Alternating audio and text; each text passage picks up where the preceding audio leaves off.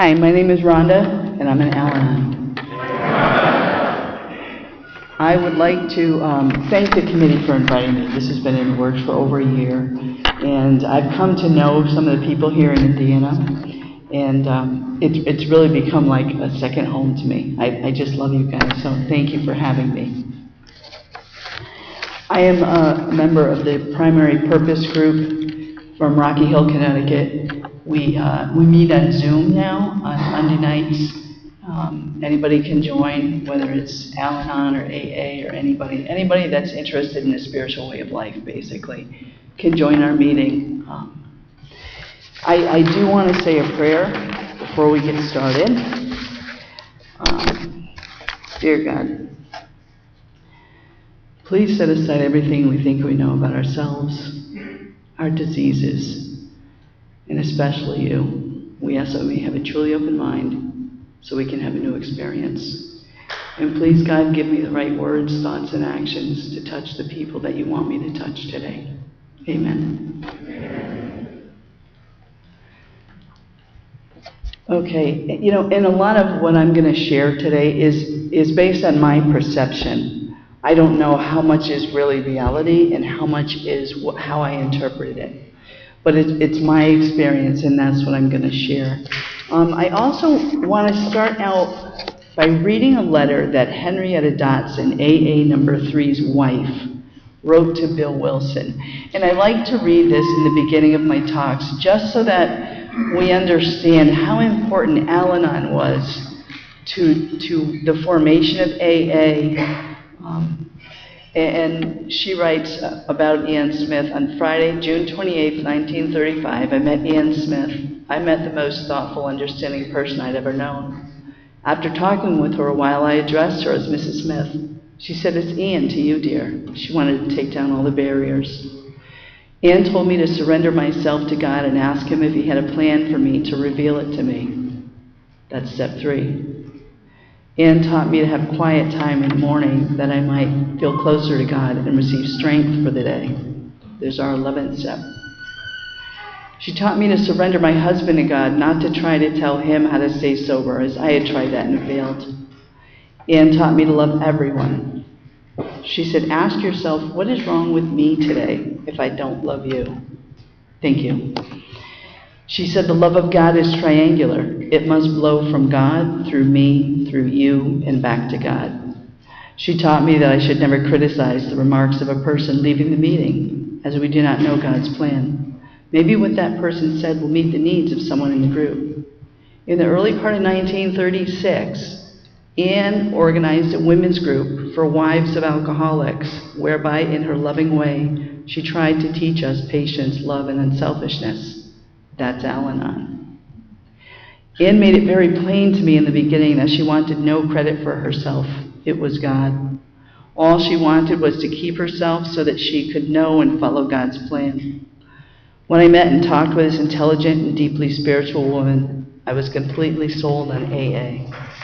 And Bill Wilson referred to Ann Smith as one of the founders of AA. And they called her the mother of Akron number 1. So I just think it's important that we know how important the first wives of alcoholics were in getting AA off the ground. I was raised by an untreated Al-Anon. My mother was raised by a raging alcoholic. And it's a generational thing. What I'm going to talk about today is 4 generations of alcoholism with only one alcoholic in the picture. And how damaging and far-reaching that is. You know, my grandfather, he was good to us kids. We didn't see him that much, but he was good to us when we saw him. But he used to hit my mother and my uncle and my grandmother.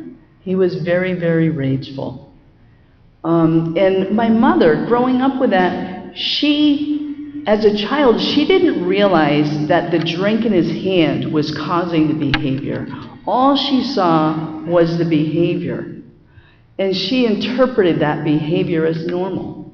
When I get mad, I throw things, I smash things, I scream, I yell, I stomp. That's what she learned, because that's what she lived with. Children learn what they live.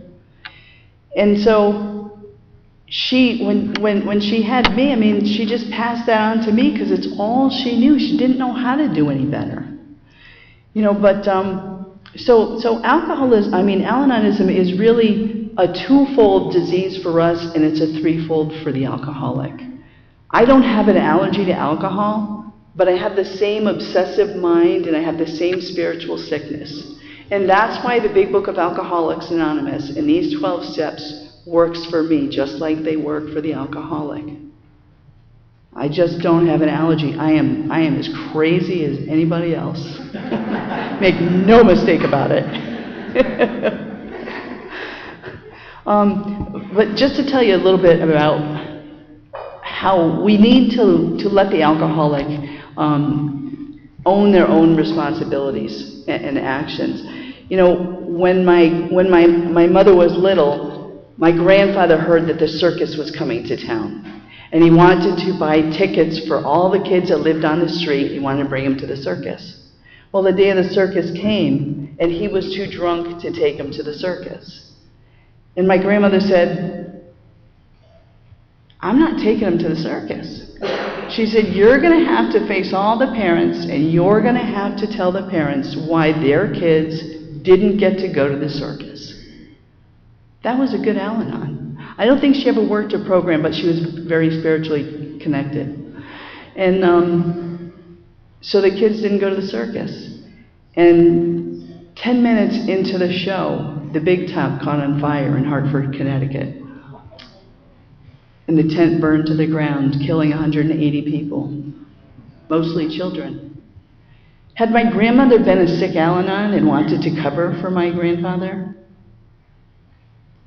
I don't know that I'd be here today, you know. But so that shows me that we can't pick up for our alcoholics. You know, God has a plan, and that plan that day saved a lot of kids in the neighborhood. So fast forward, you know, my mother gets old enough, and she meets a guy, and she marries him, and she's in love with him, and so they're happily married, and they have their first baby, my sister Debbie. And they were happy because they had their first baby. And 2 years later, they had a boy, my brother. And they were happy because now they had a girl, they had a boy, they had this perfect little family. And 2 years later, I came along. And I was jokingly called the accident. And again, children learn what they live. If I was always the laughing stock of, you know, everybody's jokes, that's what I internalized. Eventually, my parents got divorced. But before they got divorced, my brother always used to tag along with my father, and my mother always used to my sister always used to tag along with my mother. And there was no place for me. So I always felt like the oddball out. You know, they all had each other, and I was always trying to fit in, trying to get somebody to let me tag along with them too. But eventually my parents got divorced, and my mother cried and cried and cried, but she tried to do the right thing. You know, she continued to bring us to church. I'm like 5 or 6 now. And she continues to bring us to church every week. And I'm sitting in the pew next to my mother, and the priest comes over to her and he says to her, you know, you can't come up for communion anymore because you violated one of the sacraments of marriage, so you can't come up. And he says, and you know, there's really no sense in you coming to church anymore because you're going to burn in hell anyway. You violated a sacrament. And that was the kind of God that I grew up with. That was the kind of God that when I came into these rooms, you guys wanted me to turn my life and my will over to. So my mother's struggling with her depression over losing my father and stuff, and eventually she starts dating, and she meets this guy, and they eventually get married, and he starts to take an interest in me, you know. I'm his special little girl. And he used to sit me on his lap, and he would put the newspaper, he'd open up the newspaper, and I'd sit on his lap, and he would molest me. And I knew I had a choice, because I knew if I told my mother that, my mother would kick him to the curb in a heartbeat. No two ways about it. But then she'd cry again, and she would be depressed again. And I didn't want that on me. You know, I had a choice to make. Either I took the abuse and kept my family together and kept my mother happy, or I said something. It would make her sad again. And so I chose to be quiet about it. And I was quiet about it until eventually my mother kicked him out for other reasons. And then I told her about it. And I told her, and I told my brother and my sister. And years later, my brother invited him to his wedding and sat me at the same family table with him. And that I didn't understand. You know, my stepfather, he never made my inventory, because I always felt that he was a really sick guy. Like I just knew he was just really sick. But I don't know why my brother made that choice he made. So eventually, fast forwarding, I start dating. And when I start dating, I experience, I think, something that probably is comparable to an alcoholic when the alcoholic takes their first drink. I had a neurochemical surge of all kinds of things: serotonin, dopamine, oxytocin, adrenaline, and a bunch of different endorphins. And I started getting high from being around a guy. Someone's finally paying attention to me. It's the kind of attention that I want. You know, and I know that if I'm around a guy, I'm going to be able to get high. And so I start dating all the time, like I can't be without a boyfriend. And I met this guy, and I think that this was God showing me what a normal, healthy relationship is supposed to be. This guy was the greatest guy. To this day, he's probably the greatest guy that I've ever known. And eventually, the relationship matured. I was getting my chemical fix, and eventually the relationship matured into a next level, a deeper level.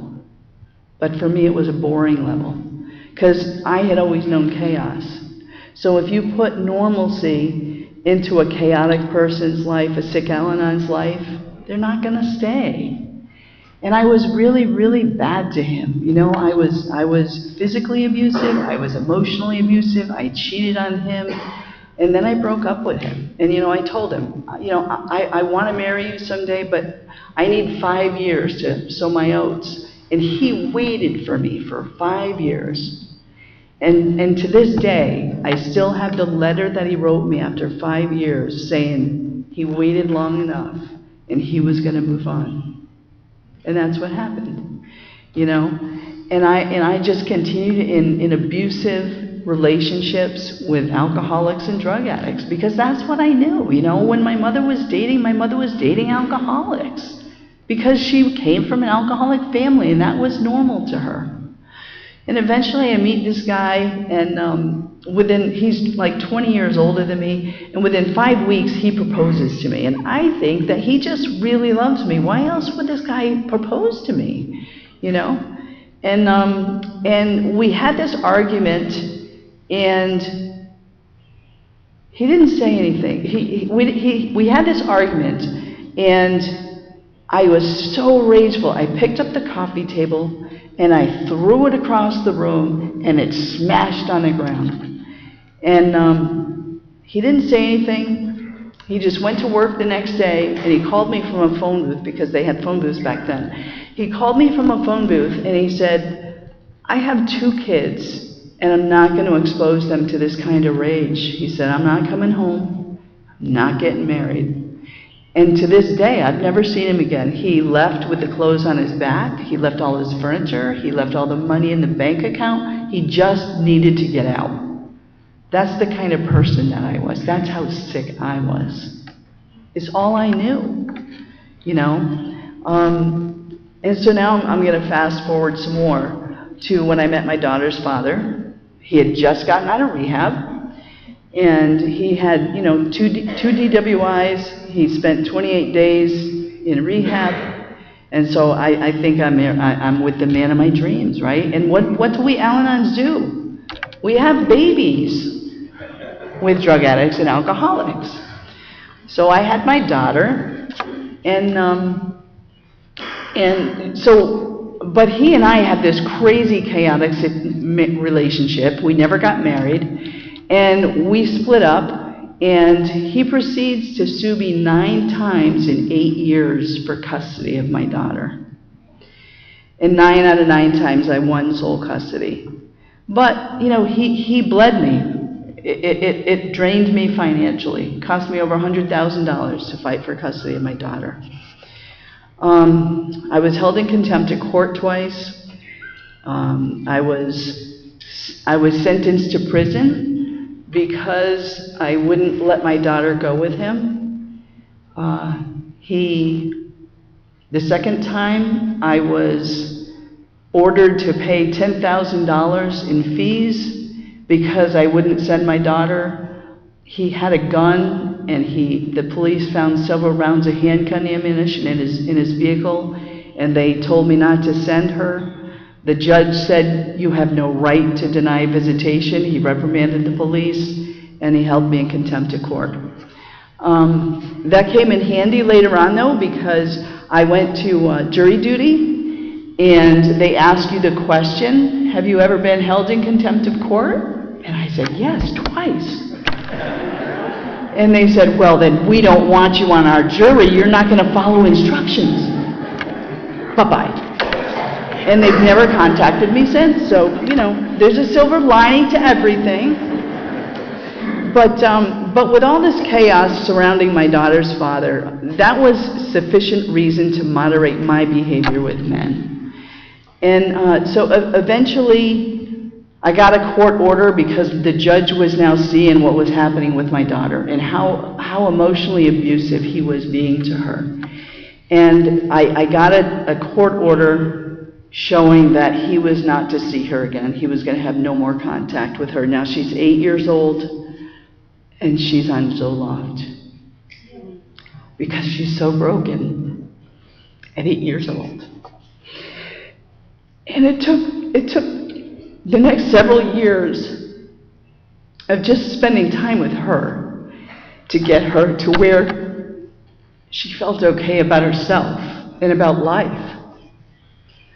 And I eventually started dating my husband. Now fast forward, she's 15 years old, and I started dating my husband.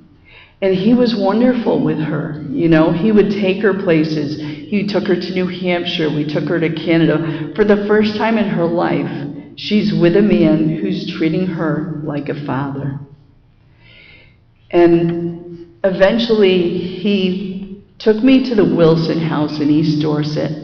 The Wilson House is where Bill Wilson was born. And he proposed to me right there in the living room where the lamp is lit in his name, in his honor. And he said to me, I brought you here to propose because AA is such a big part of my life, and I want it to become a part of your life too. And he started taking me to meetings and pig roasts and, all the fun things that you guys do. And he was telling me that, he would take me to conferences when conferences came up. And so we get married. Just a few months later, we get married. And see, the thing I knew about AA, all I knew about AA was that he doesn't drink, and it's an honest program, so he's going to be honest about everything always. Yep, that's my reaction now. I've learned that there are several levels of sobriety. I'm a slow learner. But a month to the day, on our 1-month anniversary, my 19-year-old stepson calls him because his 3 kids are living in Florida, and we're living in Connecticut, and we have this happy little family, me and my daughter and him. So my stepson calls on our 1-month anniversary, and he says, Dad, I'm an alcoholic, and I need to get sober. Can I come up there and live with you? And, you know, Dane said yes because he wanted to help his son and save his son's life. And I said yes because I was a really sick Al-Anon. And I'm thinking, you know, he didn't want to come up, he didn't want to get sober down there, living with his mother. So obviously she doesn't love him enough. And he didn't want to get sober up here before Dane got married to me. So that wasn't the real reason. So I figured that he's coming up because he wants to live with me, because I can love him enough and I can discipline him enough into sobriety. Yep. I know. So he comes up to Connecticut, and as soon as he comes up to Connecticut, Dane starts taking him to all these meetings, but he's not taking me. And Dane started taking him to all these conventions, but he's not taking me. So I got left in the dust, and his son kind of took my place in our marriage, in our relationship, and my involvement in his program fell to the wayside. And so I'm combating for his attention, because he's always paying attention to his son, and I'm trying to get his attention. And my daughter needs me, but I'm pushing her to the side because I need to get his attention. So now again, my daughter backslides fast. She was only 16, 17 years old when we got married. And so she's backsliding again. And she's trying to grab onto me, and I'm trying to grab onto him. And so she struggled with that for a long time. So I dealt with this for a year, and then I don't know how it even happened, but I found my way into the rooms of Al-Anon. And from this is what I learned from Al-Anon, the service manual, the Al-Anon service manual. It has a question. It says, "Why do alcoholics drink?" And the answer to it from Al-Anon is that alcoholics drink because they think they have to. They use alcohol as a crutch and an escape. It doesn't say anything about the allergy to alcohol. So if I'm looking at this, and I'm looking at my husband and his son, and you're telling me that alcohol, that he's trying to help his son overcome a crutch because he thinks he needs to drink, you need to discipline the kid, and you need to start focusing on your family. That was my approach. So that made me even sicker. And so this went on, and I got myself an Al-Anon sponsor, and it turned out to be not a real good fit, because she was trying to run this pyramid scheme. I don't even understand it, but it ended up she's telling me about this meeting she wants me to go to, and then she says, and I asked her, I says, "This is an Al-Anon meeting?" Because she goes, "You can invite your friends." And I'm going, "Well, I don't really have any Al-Anon friends." And she says, "Well, it's not really an Al-Anon meeting. It's this other thing. And, if you invite your friends, then I can make a little bit of money." And so that was my first experience with an Al-Anon sponsor. It was not a good one. So for the next 3 years, I'm going to Al-Anon, and I'm getting sicker and sicker, because I'm asking everybody I come in contact with, "How do you work the 12 steps?" And they go, "They're right there on the wall." And I go, "I know, I see them, but how do you work them?" And they says, "Well, buy this book." So I bought the book, I read the book, it's not in the book. So I go back, and they're like, "Well, buy this book." They did this to me, and I bought every single book that Al-Anon sold. And it's not in any of the books. So, but somebody invited me to speak at the Connecticut AA convention. And I was thrilled. Now keep in mind, I have no recovery, and I don't know how to work the steps. but they want me to speak at a convention. And I'm really excited because Dane's not taking me to any conventions, he's taking his son. So I'm going to not only be at the convention, I'm speaking at it. So I go in there, and I get to the podium, and I start talking, and I start telling them what turns out to be the second column of my fourth step. I didn't know that at the time, but I know it now. I just offloaded all the stuff that Dane and JJ were doing to me. So eventually, Dane comes home and he tells me that he wants a divorce. I mean, he doesn't want a divorce. He wants a separation, a 90-day separation. And when I had married Dane, I was addicted to Dane. I was addicted to the neurochemical surge that I was having. And that tells me today that the relationship never matured to the next level. Because I was always getting that high, and we were always acting that way, because I was always chasing him, because I could never catch him. And so I was getting those surges whenever I could catch him for brief periods of time. And so Dane decides that he needs a 90-day separation, and I lose it. I don't know what I'm going to do, because I married my drug of choice, so I think that that's an insurance policy. I'm married to my drug forever. He's never going anywhere. Because, of course, he's AA, so he's honest, and he's never going to leave me. Yep. And so I got so enraged. I grabbed a bar stool, and Dane had never seen that kind of rage in me before. I hid it very well from him, because he was never around. But I grabbed a bar stool and I smashed it on the floor into a million little pieces. And he just kind of looked at it, and he looked at me, and he was out of there. And for the next 90 days, he took off and did whatever he was doing. And my daughter had gone to him and said, "She's crazy. I want to leave too." And my husband gave my daughter money for a down payment so that she could get out of the house. So for the first time since I was probably 12 years old, I was completely alone, and I didn't know how to live. I didn't know how to survive that. I didn't believe I was going to. And I was going to work. I was a waitress, and I was going to work every night looking for the person that drank the most alcohol while I was there. And then I would go up to that person at the end of my shift, and I would say, "How about if we go out drinking, you drive, I'll buy." Because, see, I wanted to die.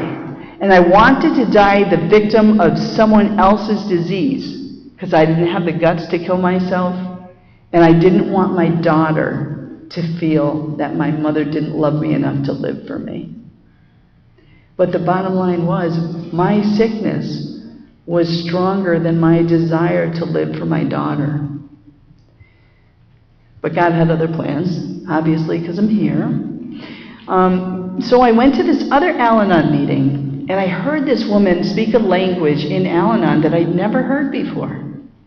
It was recovery. And so I went up to her afterwards, and I asked her if she would be willing to sponsor me. And she said, "I'll sponsor you, but I can do it the only way I know how, and that's through the Big Book of Alcoholics Anonymous." Now see, 6 months earlier, if she had said that to me, all I knew about the Big Book was that my husband and JJ stuck it under their arm as they walked out the door and left me alone. And I would have said, "No way, I don't want anything to do with that book." But now I want to die on a daily basis, and I don't have the guts to kill myself. So I'm desperate enough. I've got that desperation. And so I says, I don't really know what I'm going to get out of the Big Book, though. And so she says, "Let's just start reading it together, and we'll see." And so she takes me to the foreword to the first edition. Now, I don't know about you guys, but I have never in my life read forewords before. But I'm willing to do anything she says because I want to get better. So we go to the foreword to the first edition. And we get to the part, it's the end of the first paragraph in the first foreword. And it says, We think this account of our experiences will help everyone to better understand the alcoholic. They're not talking to the alcoholic. They're talking about the alcoholic. Who are they talking to then? Me. Many do not comprehend that the alcoholic is a very sick person. And besides, we are sure that our way of living has its advantages for all, period. It doesn't say all alcoholics. And all throughout the big book, there's all kinds of things that show me that they're talking to me too, and that this book will work for me. So then I went through the big book with her, you know. So that's my step one experience. I was sick, I wanted to die, and that just wasn't an option for me, I guess.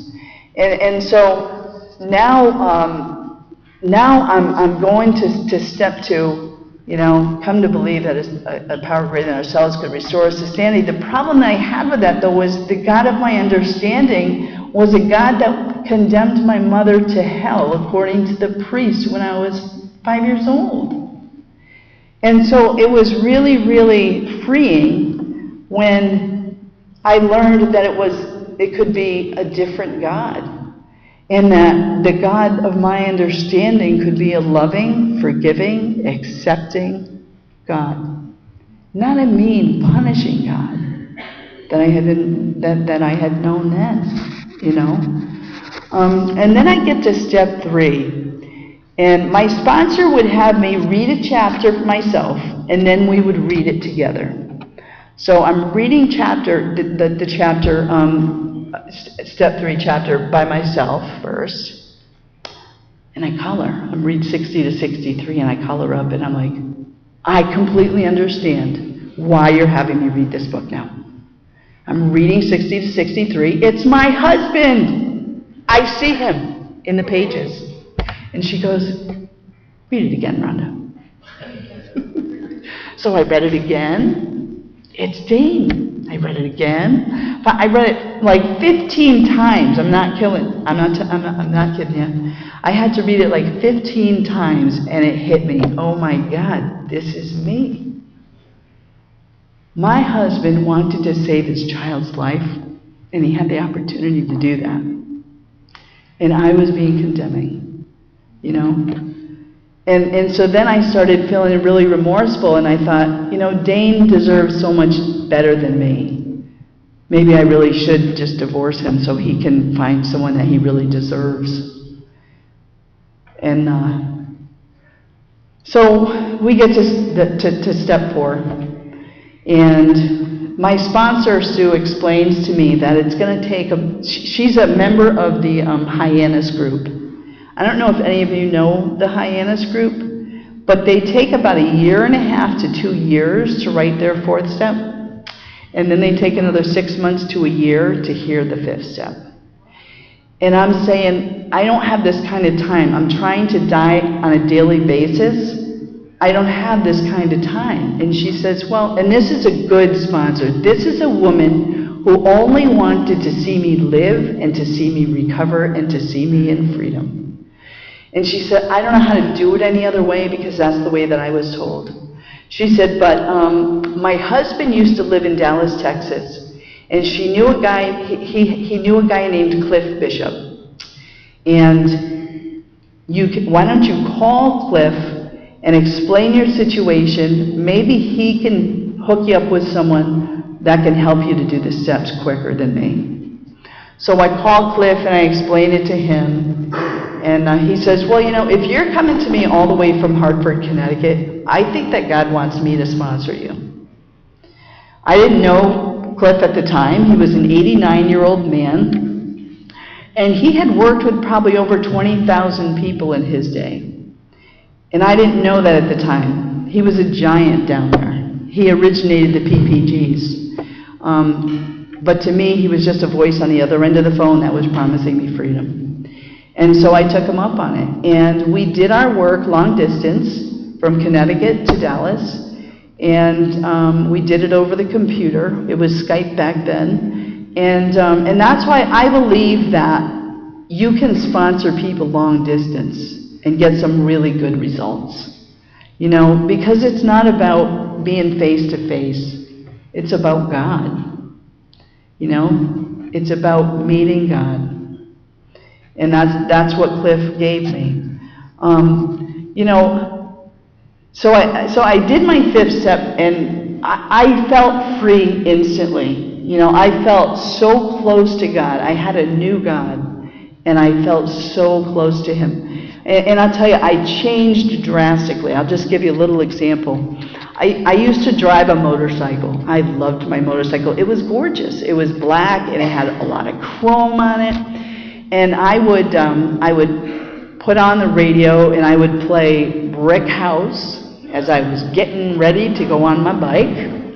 And I would blow dry my hair, and I would put my chaps on, because chaps are great. You know, they frame everything up just right. And so, you know, I'd get on my bike, and I'm cruising down the road, and I have these guys yelling out the window to me, and, you know, that's pretty normal when a girl's on a bike. Everybody wants to be on, you know, and people say, hey, let me ride on the back. It's like, get your own, you know. So, but everybody's hooting and hollering out the window, and then women start hooting and hollering out the window. And I am like, my head is getting bigger and bigger, and I'm thinking, now we even got the girls. And then I something catches the corner of my eye, and I look down, and my tank top has blown up to my armpits.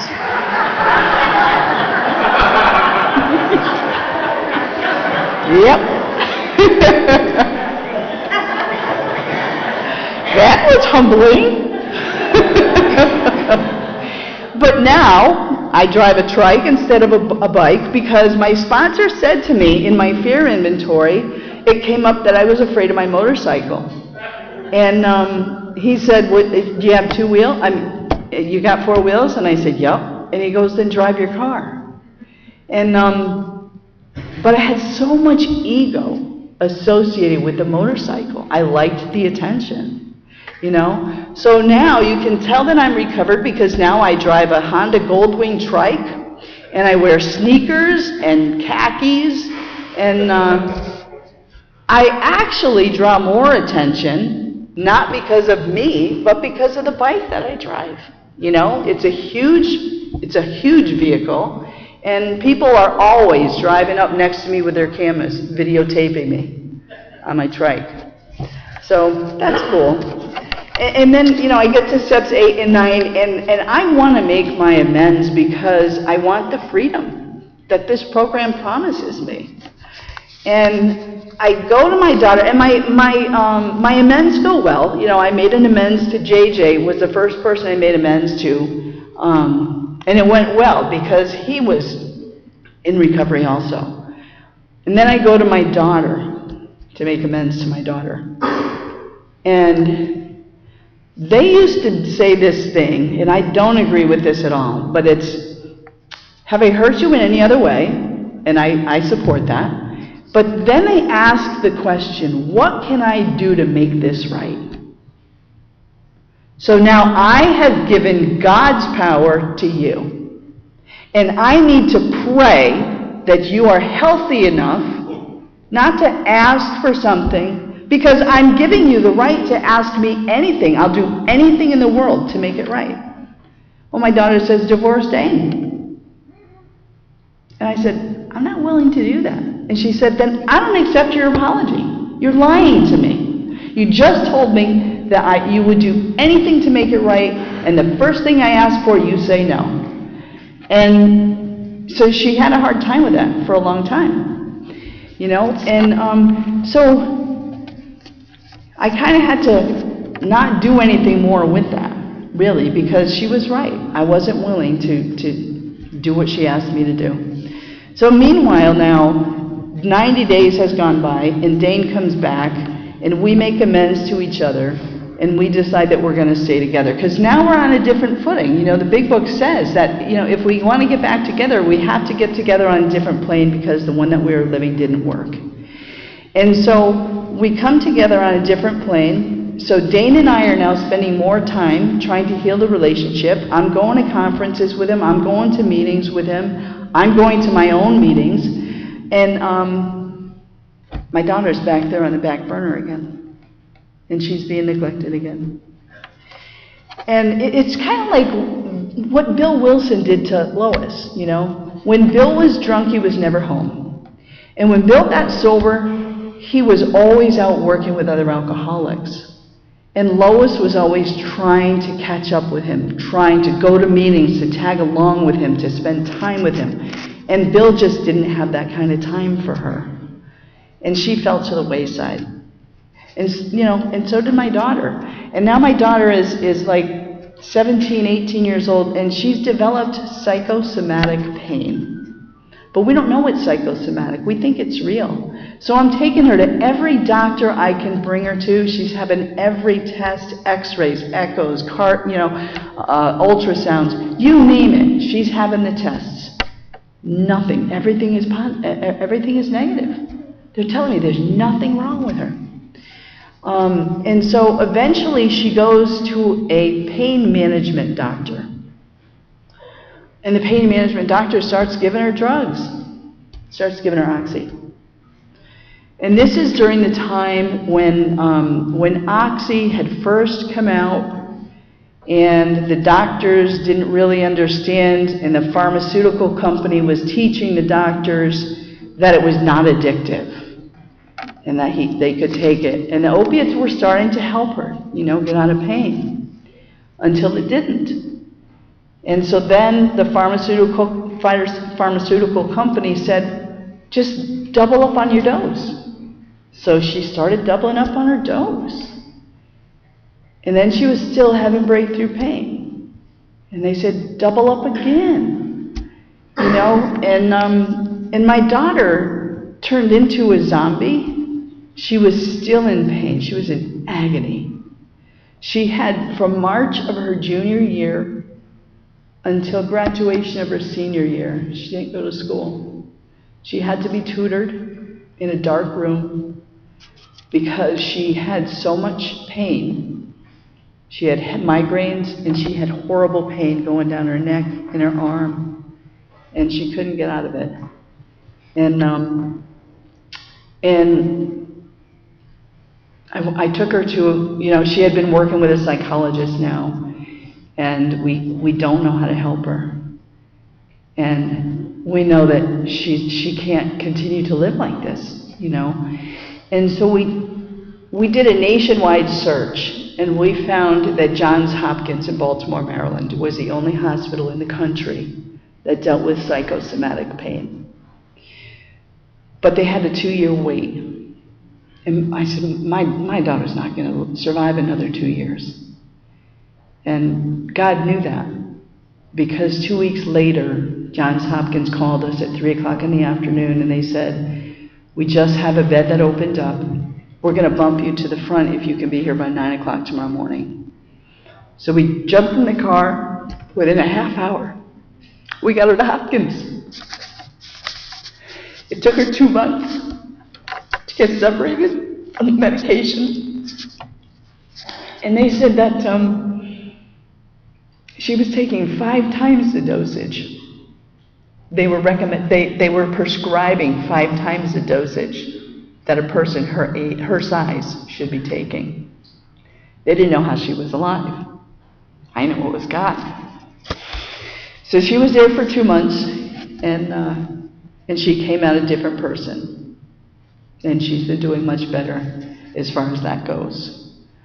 But she still has issues with her mental illness. She's on a lot of medication, not that kind of medication.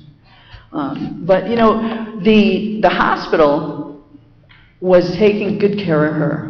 And the insurance company, after 2 days of her being there, the insurance company called and said, we're not going to approve any more benefits because she can do this on an outpatient basis.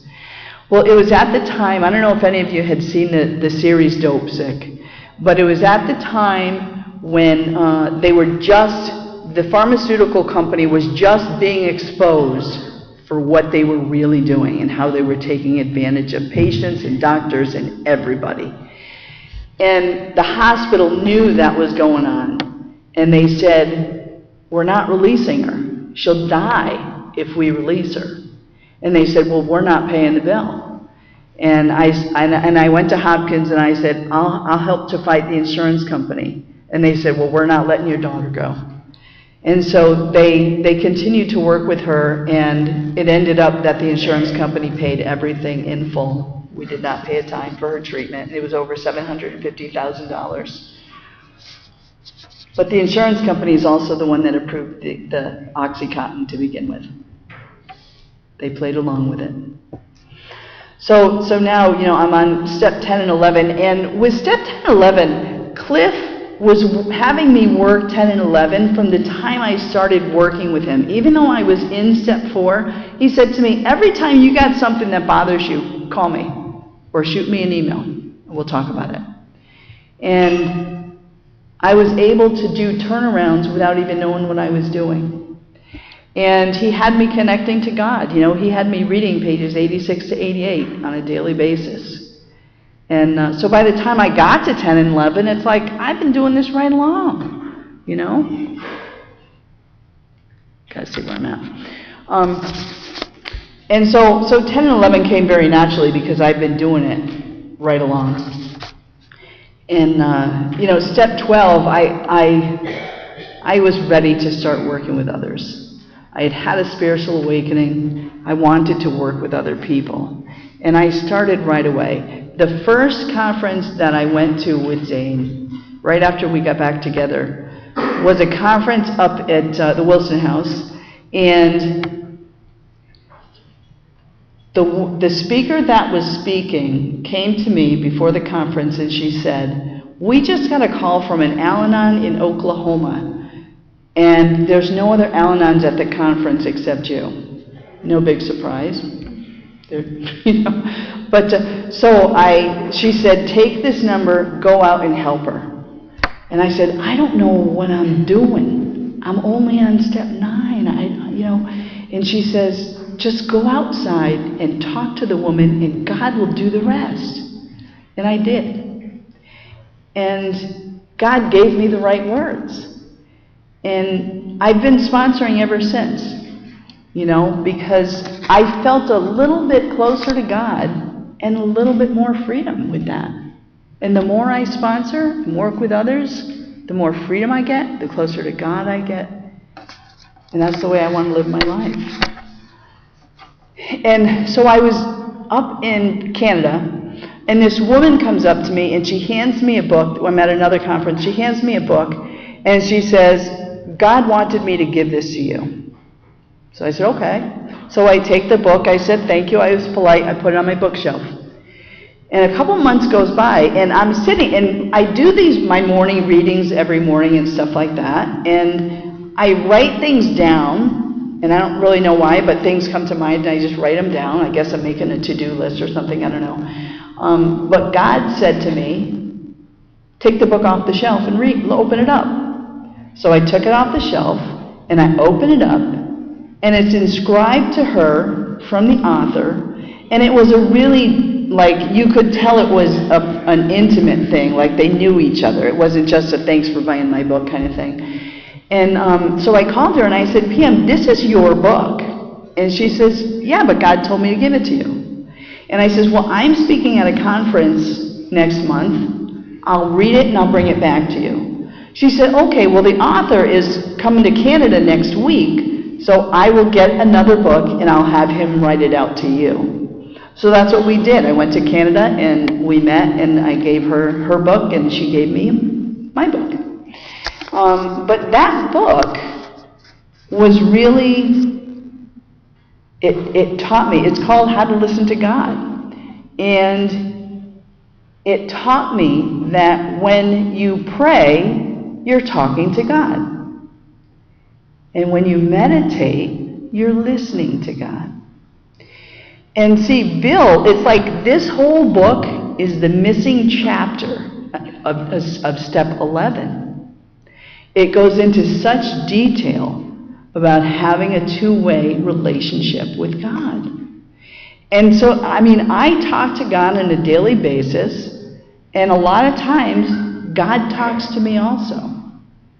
And it teaches you how to do it. It teaches you that while you're praying, if anything comes into your head at all, to write it down. Right then and there, write it down. It could be a shopping list, it could be a person's name, it could be anything. Write it down. And then after the prayer session, when the thoughts stop coming, you compare it against the four absolutes of honesty, purity, unselfishness, and love. And if it fits into all four of those categories, it's something from God. And if it doesn't, if it fits into 3 out of 4 of those categories, it's from self. And that's how you know the difference as to whether it's God or self talking to you. And we've started reading groups of this we've done them in Connecticut, Pennsylvania, Illinois, Western Canada. This is really spreading, like more and more people. And this is the way that they used to do it. It's written about an Oxford group member, and this is the way that they used to do it back then.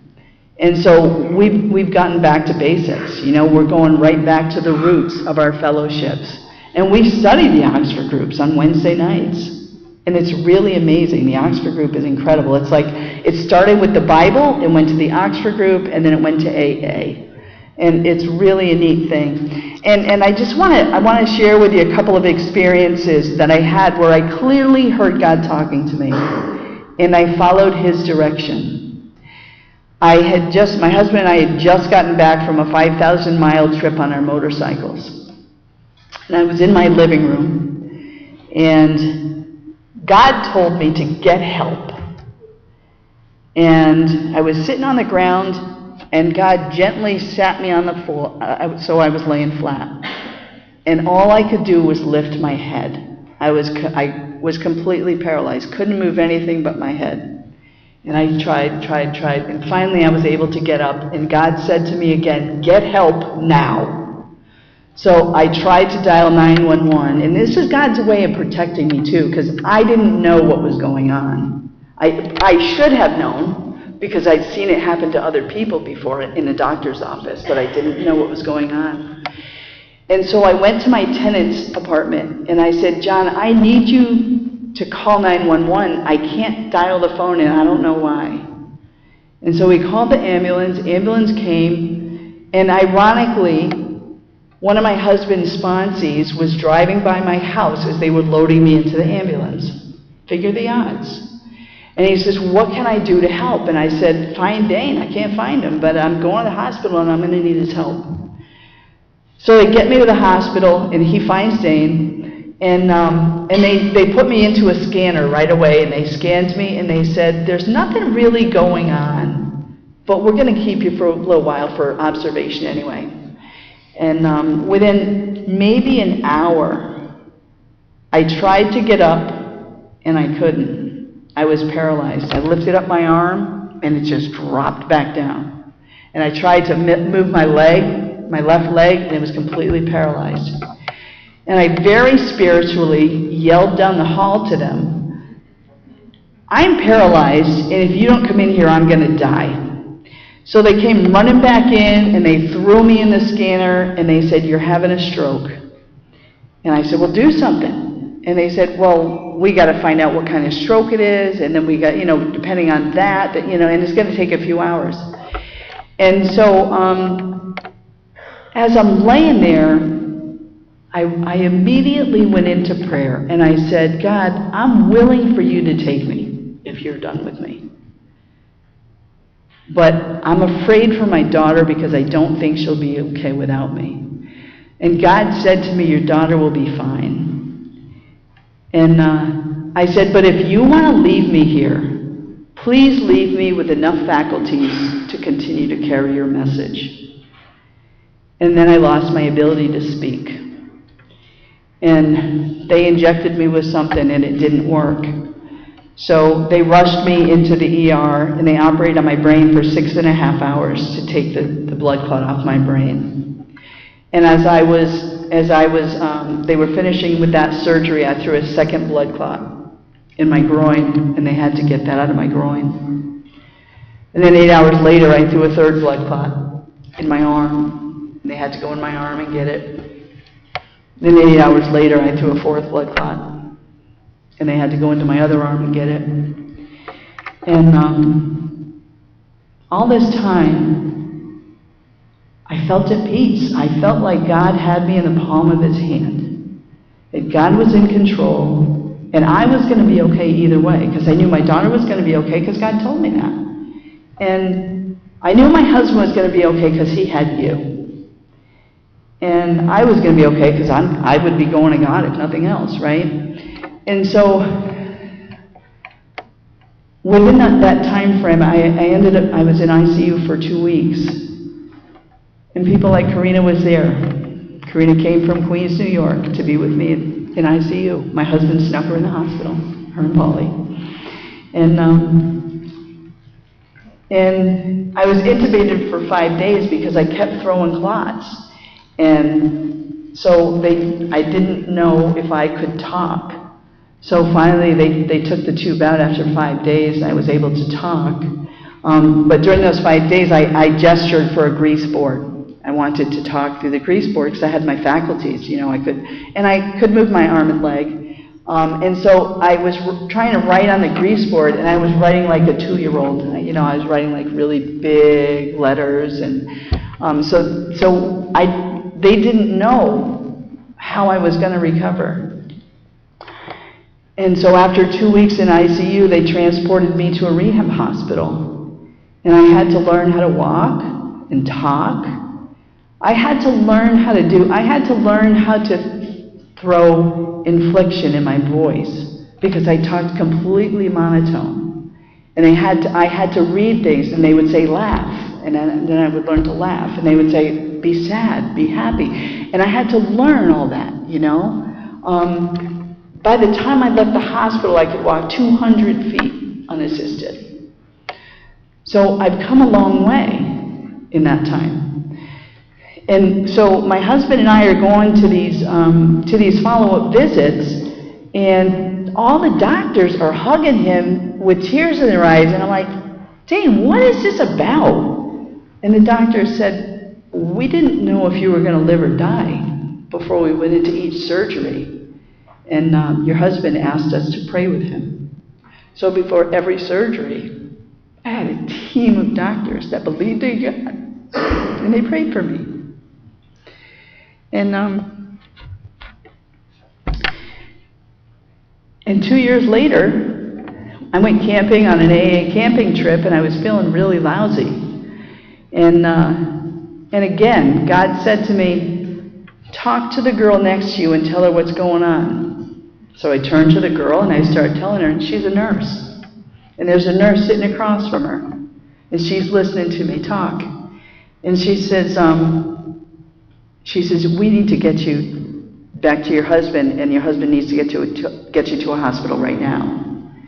So they bring me back to my husband, and my husband says, well, she has a medical team 5 hours from here. I think I want to make the trip. And they said, no, she doesn't have the time. You need to get her to the hospital right now. And they brought me to the hospital, and the medication that I take for my stroke, Coumadin or warfarin, had failed me, and I developed a GI bleed, and I had lost 6 units of blood by the time I got to the hospital. And they said, there's no way you would have made it back to Connecticut. And that's all the power of God. What would have happened had I not listened to God? So, when we hear that voice, when we feel, not just hear, but if we feel that voice inside of us telling us something's right or something's wrong or to do something, the more we listen to it, the louder it gets for us. And the less we listen to it, the softer it gets. So I'm a big fan of listening to the voice within. I am going to end this session the way that I always do.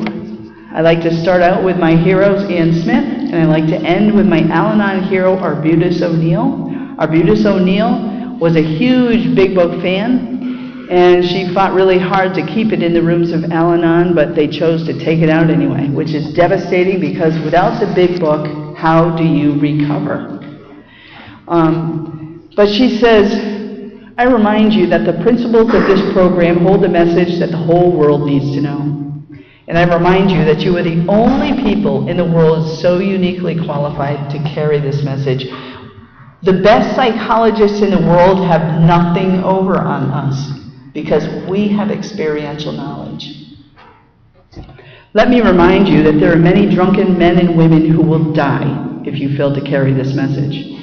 There are kids out there afraid for their alcoholic mom or dad to come home tonight, who will develop warped personalities if we fail to carry this message. And there are men and women who won't have the courage to live one more day with an alcoholic, and they will break up their homes if we fail to carry this message. And if we fail to carry this message, may God have mercy on these people, and may God have mercy on us. Thank you.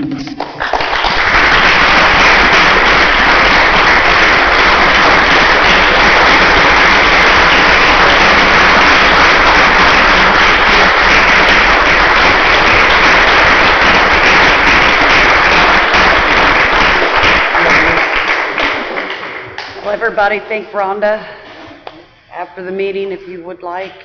She'll be available, and let's end this meeting as we normally do in the Lord's Prayer. Rhonda, would you take us out? Absolutely.